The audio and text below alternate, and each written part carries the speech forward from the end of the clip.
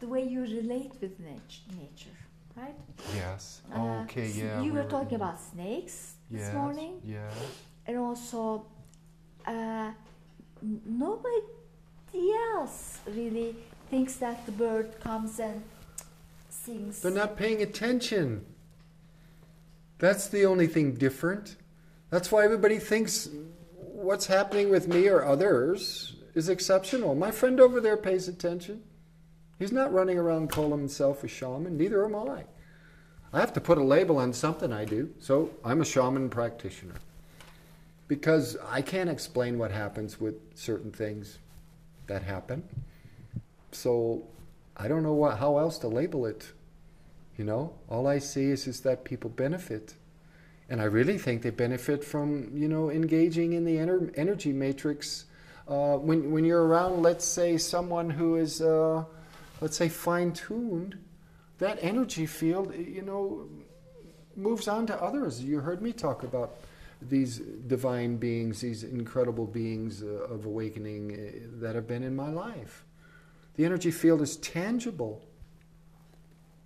If it's not tangible to that person who's walked in the room, they don't need to be there and they leave soon anyhow. So, you know, I guess I'm going to where labels don't have to be as necessary as the experience. We're always in a position to elevate something that we don't understand.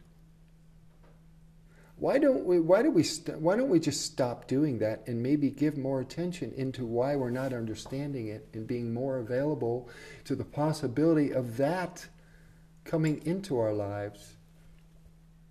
It takes a little bit of patience, you know. With me in my life, one of the greatest virtues have been patience. Because what I see is what I don't, you know, what I saw before when I was in this shuffle around patience and working through it, and it still comes occasionally. But for me, what I've seen is that when you become patient, you know, what happens is you don't struggle with something that was going to happen at its due date and due time anyhow. You just let go of that possibility, and it arrives at the time it was going to arrive at anyhow. And if you're impatient, you're beating yourself up waiting for something to come earlier. That's not going to happen. This is not a constant. Other things are involved there, but as I've seen in my life, that has been a teaching for me in that way. Meaning, you know, again, it's the butterfly. You know, who's to say that even without the prayer I made, that if we stood there for 2 minutes, that the butterfly wouldn't have come and did the same thing? And who's to say whether my prayer was relevant at all? It's important that we really understand this very tricky thing that somehow wants to be identified with some kind of importance. What I've learned around, you know, on my spiritual path, and is the more the being gravitates to any kind of importance, the less in synchronicity they are on a vibrational level.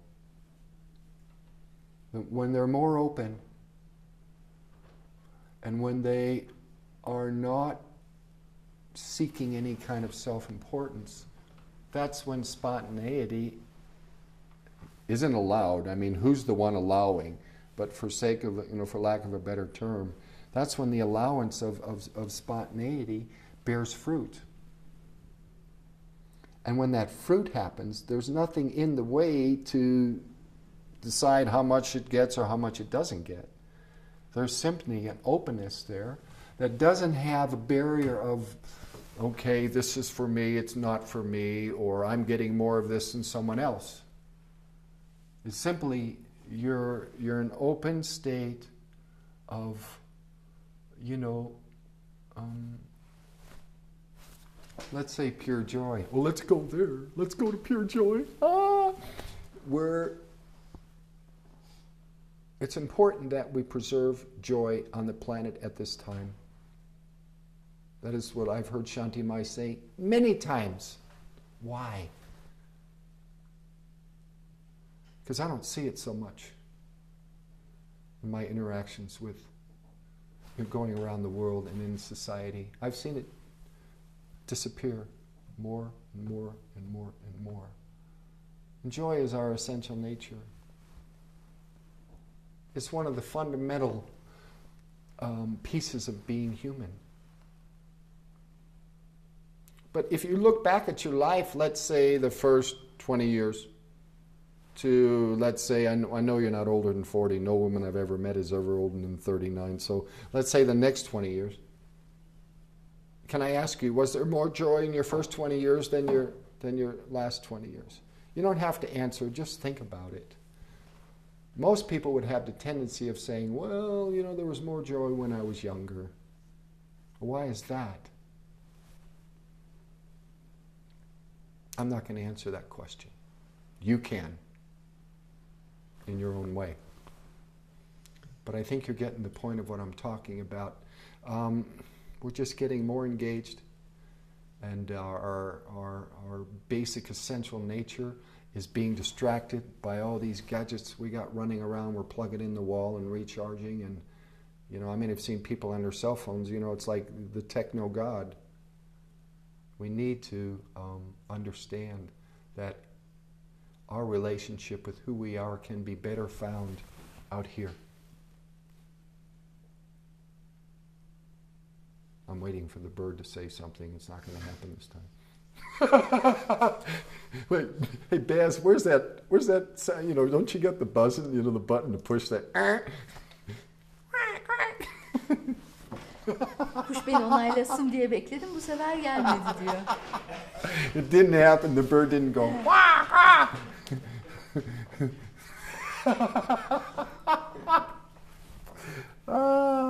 If this is what it's like to be in front of TV, it's not so bad, huh? Wow. I can't help but just be who I am. I have two final questions, okay. and now we are quitting. All right. You said some people see beings just walking. They feel presences in the room. Yeah, sure. Ghosts, apparitions, spirits, whatever. Sure. This too is God. Why should they be denied their rightful place in the grand scheme of whatever multi-dimensional possibilities we live in? And there are many realities existing right now simultaneously in this room. We're just not aware of them.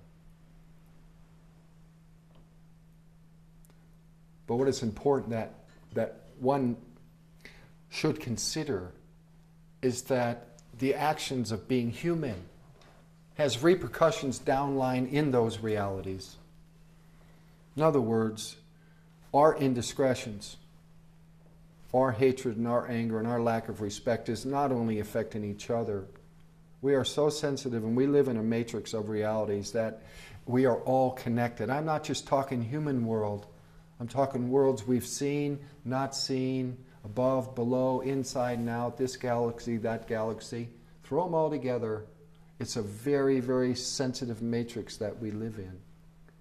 And may I propose to you that we are in that lack of discretion for what we do, that these words become bullets and they hurt realities downline. We have no idea how sensitive these souls are downline, particularly if we're not aware of them. So many different realities do exist at one time. There's no doubt in my mind. I have seen a few. Scientists are proving it mathematically. I think Michio Kaku has proven 9 different dimensions now mathematically on paper. I mean, it's a fact. It's just that they're not, there's not doorways to them, give me $5 now, you can go through this doorway and be that reality. That's probably coming, but my point is that these realities, of course, exist. How could they not? How could they not? I don't understand how they could not exist within the grand adventure of life. Is this three-dimensional reality all that is? Scientists have already proven that, again, through quantum mechanics. Of course, there's a lot more going on. And yeah, occasionally you get a chill when something's there, or somebody sees a ghost. Yeah, these things happen. Why not? Why should they be such a special event? Yeah, there's people in the universe other than human beings. I mean, imagine that. Of course, we have many off-planet friends. Absolutely.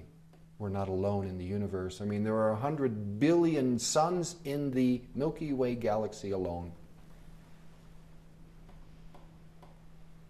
Let's see, what's the possibility of there being another Goldilocks planet somewhere out there called Earth? They're already finding that within our solar system. They're finding water on a particular moon around, I'm not sure, but this is pretty common news now. Water was found on a moon somewhere, either Saturn or somewhere, just recent. But this is still physical reality. People, these are physical things that we can see, that can be seen. Well, I mean, the governments are saying we haven't. Is it done? Okay. Oh, I understand that. Then you don't have to put that part in there. Have you seen one? Have I seen a ghost? I have not seen a ghost per se go. Well, I can't say that I haven't seen a ghost. I've definitely felt the energy move across the room. I've felt the energy in my present, and I've also felt the energy of off-planet personnel around me. Is this going now? I've felt that around me more than a number of times. Now, can I authenticate it with the camera and all of this stuff that will line up a bunch of people, to believe me? No. But that doesn't necessarily mean that my experience was not true. I think I mentioned before, let's be open. You don't have to believe, and that's what I pose to the public. You don't have to believe, and you don't have to disbelieve. Just remain open. You can believe, and you can disbelieve. Do both. Believe and don't believe. And in the middle, remain open and see what happens.